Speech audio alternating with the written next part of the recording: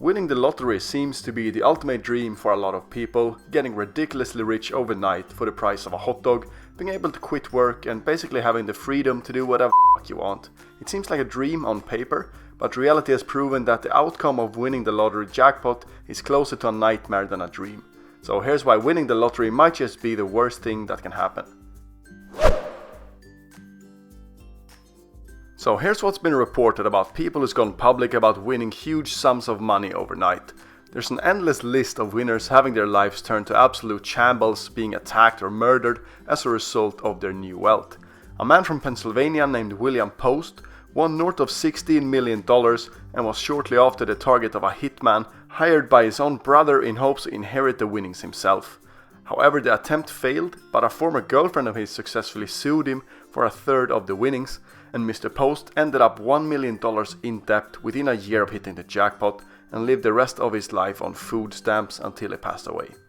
Another winner named Andrew Jackson won the jackpot of $114 million. There's no way you can even spend that amount of money in a lifetime, right? Well, turns out he managed to get himself a few enemies that would rob him a couple of times. He also became a huge gambling addict and ended up being sued by Caesars Atlantic City after his checks bounced, and he reportedly ran through all of his winnings in just 4 years. And when people know that you all of a sudden have a lot of money, it seems that they look to do one of two things: either buddy up and become your absolute best friend in the world, or make it their life mission to become your worst enemy and completely destroy your life. You'll become a target for many people who will want a chunk of that money, be it in a friendly way or not, which will inevitably put you in danger. Another example is Jack Whittaker, who won the jackpot of $315 million in 2002, and he became the target of what seems to be never-ending lawsuits against him and his businesses. One of his many attorneys, Rob Dunlap, said that he spent at least $3 million fighting lawsuits, with over 400 legal claims made against him or his businesses since the day he won the lottery. However, Jack Whittaker belongs to a minority of lottery winners, as he hasn't gone broke as of yet. This may be because he already had a net worth of around $17 million before the win, and he was familiar with handling huge amounts of money. However, it wasn't until after winning the lottery his life took a nasty turn. Everybody that came in contact with him would ask him for money, cars, houses, and even carpets, and Jack granted most of those wishes early on, which would eventually stack up to cost him around $50 million. He also gave his granddaughter around $2,000 a week, which ended up in drug dealers queuing up on her, and she couldn't really turn down the temptation. She was found dead only 2 years later, and Jack blames himself for her death. He's now left friendless and lonely, stating he wished he'd just torn the ticket up. So the majority of people who wins big on the lottery will end up broke and worse off than before within just a few years. And I can emphasize the word majority here, because it's not 50 or 60%, but a whopping 70% of people that wins big on the lottery ends up losing it all pretty quickly, having their life turn out worse than before the win.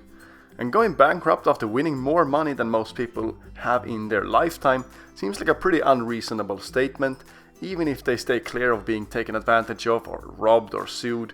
But financial experts states that people who all of a sudden are given huge amounts of money on their hands go absolutely bonkers with it and impulsively spends money like there is no tomorrow, while seemingly forgetting that in fact there is a tomorrow.